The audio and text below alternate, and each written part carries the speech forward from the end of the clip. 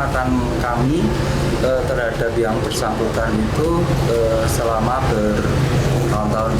Jadi cukup kami sampaikan bahwa kami meyakini almarhum tidak seperti itu. Pada waktunya nanti kami juga percaya kebenaran akan terungkap dengan terang dan membawa keadilan dan ketenangan bagi baru juga bagi yang ditinggalkan. Baik pemirsa, Bang Saur, pihak keluarga masih tidak yakin 100% dengan hasil penyelidikan yang disampaikan oleh Polri. Dari aspek HAM, apa yang bisa dilakukan oleh keluarga untuk menuntut keadilan?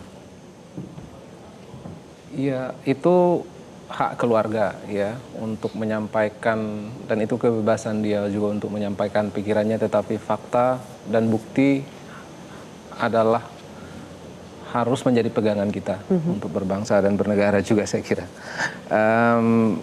Nah, saya ingin memberikan sebuah informasi terkait hak asasi manusia ya, bahwa penghormatan terhadap hak asasi itu tidak terbatas pada saat hidup, tetapi juga setelah hidup ya, atau kematian.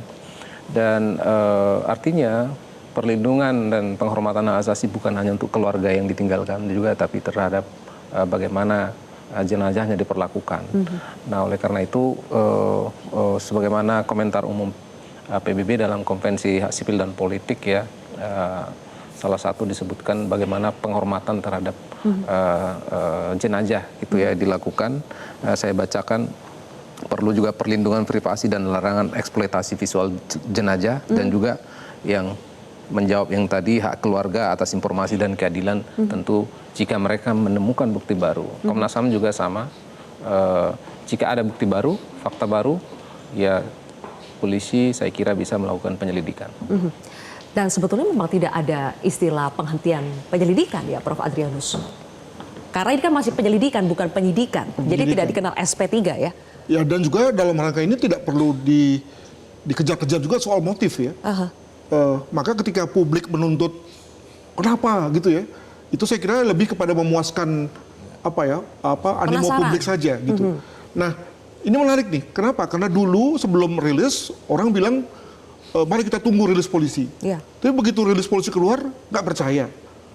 Saya juga pernah melihat ada video dari keluarga juga begitu. Mari kita tunggu rilis polisi, begitu keluar nggak percaya. Nah, ini kenapa ya? Nah, menurut saya pada saat yang lain polisi menahan diri untuk tidak masuk ke soal-soal yang bersifat pribadi. Jadi mungkin dalam menanggapi situasi itu ada bagusnya untuk kemudian entah kepolisian atau keluarga bertemu dalam forum yang informal. Jangan memakai pendekatan hukum, hal mana aman memungkinkan sesuatu yang tadinya kita jaga dalam ranah pribadi itu kemudian menjadi public knowledge, ya kan? Nanti kan lalu menjadi nggak enak juga kan? Nah, tapi ketika kemudian dibahas dalam konteks informal, moga-moga selesai. Demikian. Oke. Mungkin salah satu alasan kenapa keluarga belum menerima hasil penyelidikan ini, Bang Nael, karena pastinya keluarga merasa mereka adalah pihak yang paling mengenal almarhum semasa hidupnya. Jadi semua penjelasan soal data psikologi forensik, jejak digital yang dikumpulkan itu, pastinya mereka merasa selama ini mereka lebih mengenal almarhum. Jadi apa yang secara logis yang bisa menjelaskan supaya lebih bisa diterima oleh keluarga dan publik secara nalar? Karena kan begini Bang, dalam hari terakhir itu kita lihat aktivitasnya normal, masih berbelanja, persiapan ke Finlandia, kemudian masih berkomunikasi dengan istrinya, sudah akan pulang ke Jogja. Tapi ada kejadian yang kita tidak tahu itu apa dan mengubah itu semua. Jadi bagaimana menjelaskan rangkaian bahwa mungkin apa yang diketahui selama ini tidak bisa sepenuhnya menjelaskan sosok seseorang? Saya pikir yang pertama, menurut saya kita perlu menerima dan menghargai respons dari keluarga gitu ya, karena kita tahu bahwa proses psikologis dari grieving itu memang suatu proses jalan yang panjang gitu ya. Hal ini sesuatu, saya pikir saya melihat ini sebagai bagian dari proses kemudian perkabungan, grievingnya, baik keluar orang-orang yang terdekat yang pertama. Yang kedua betul bahwa memang saya bisa memahami bahwa keluarga menyatakan saya lebih mengenal, saya kenal beliau, beliau tidak seperti itu dan sebagainya. Namun yang paling mengenal dirinya, paling mengenal seseorang adalah kita sendiri. Gitu ya. Kita tahu dalam suatu interaksi pastinya ada hal-hal yang saya tahu, orang lain juga tahu tentang saya.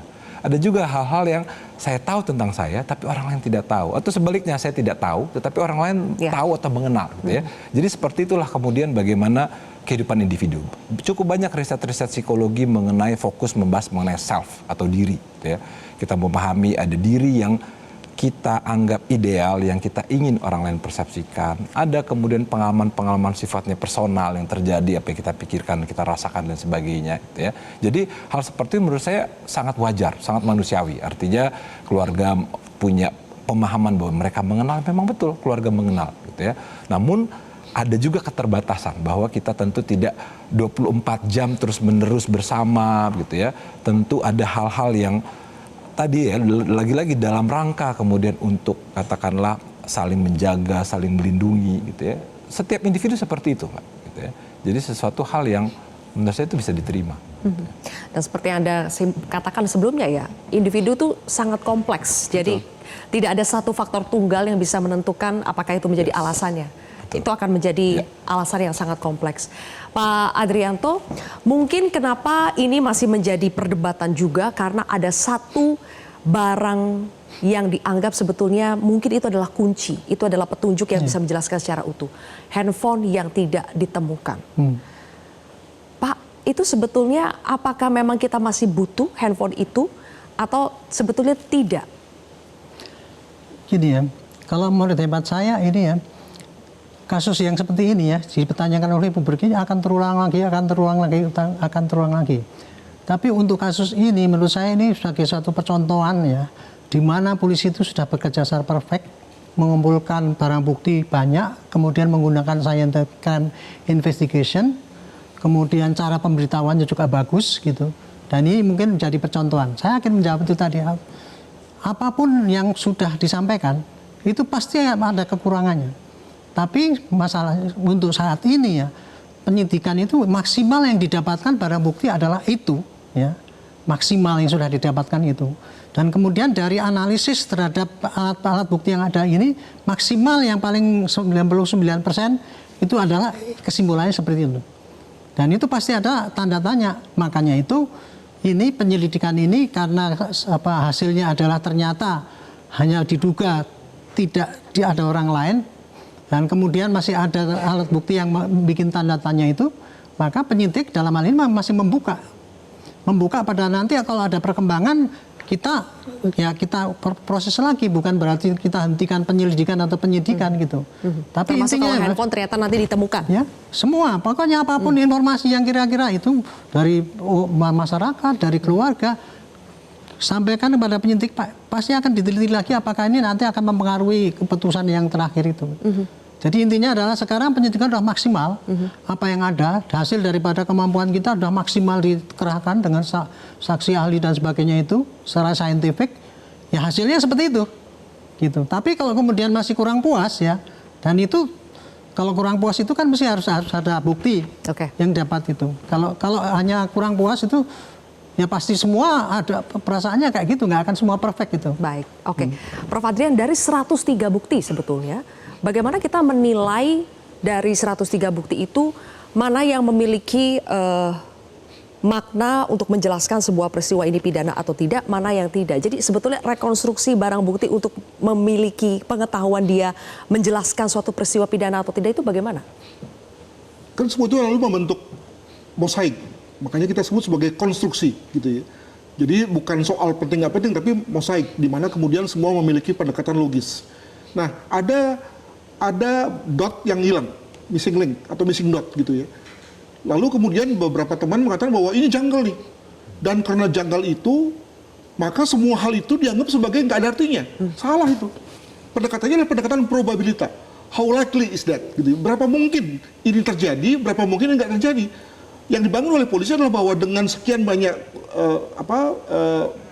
barang bukti itu menuju pada satu argumen bahwa yang bersangkutan bunuh diri, atau dalam bahasa lain tidak ada orang lain yang gitu kan. Nah, bahwa kemudian ada 1-2 missing link, maka itu yang diharapkan lewat kata-kata polisi mengundang. Bisa nggak, mungkin nggak bahwa ketika ada bukti baru, kita pakailah pendekatan novum gitu ya, itu lalu kemudian bisa mengganti, bisa menggugurkan semua yang sudah ada. Logikanya bisa, tapi seberapa probable Nah, di situ lalu kemudian saya menduga bahwa rasanya ketika sudah 90%, 95% terbangun konstruksi itu, rasanya nggak mungkin lagi ada hal baru ini bisa menggugurkan. Lebih pada konteks melengkapi missing pieces tersebut. Demikian. Termasuk soal HP yang hilang itu. Saya kira begitu. Ya. Jadi di satu yang hilang, handphone yang hilang ini bukan berarti menggugurkan alat bukti yang lain menjadi tidak penting. Tidak mungkin. Oke, kalau begitu. Bang Saur, karena kesimpulannya itu salah satu disampaikan oleh Apsifor itu adalah adanya burnout, kemudian juga ada compassion fatigue dan juga dinamika persoalan yang mungkin di dunia kerja ya. Akhirnya Komnas HAM dalam rekomendasinya kami lihat itu juga mengimbau kepada instansi pemerintah dan swasta untuk lebih memperhatikan kesehatan mental para pekerjanya. Kenapa menurut Anda ini akhirnya menjadi sesuatu yang harus diingatkan kembali kepada institusi? Apakah Anda juga melihat itu adalah porsi terbesar alasan Arya Daru akhirnya memilih jalan hidup seperti itu? Iya, dari laporan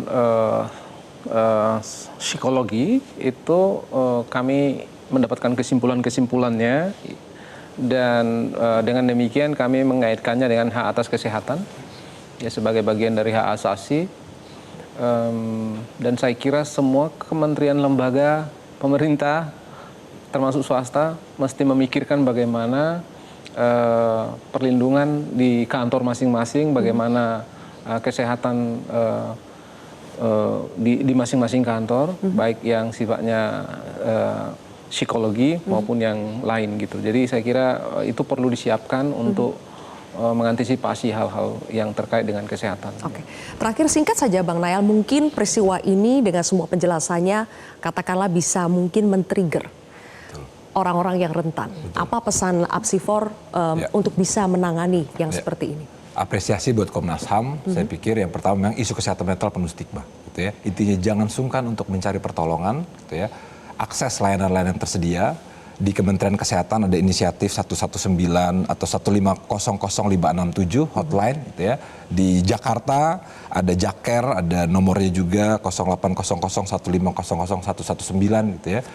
Itu saya rekomendasikan untuk diakses. Lalu kemudian mari kita kembangkan kepedulian sosial.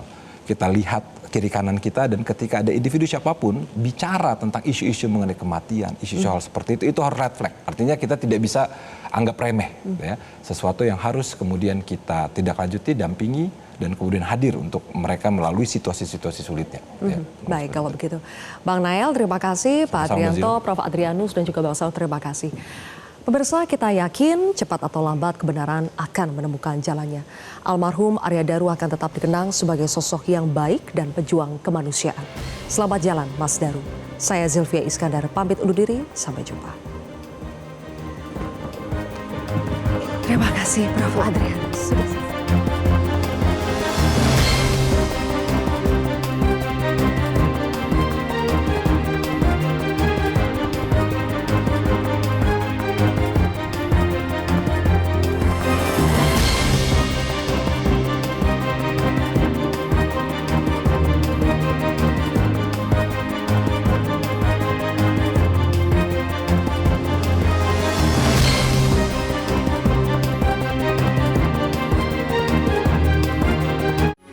Metro TV,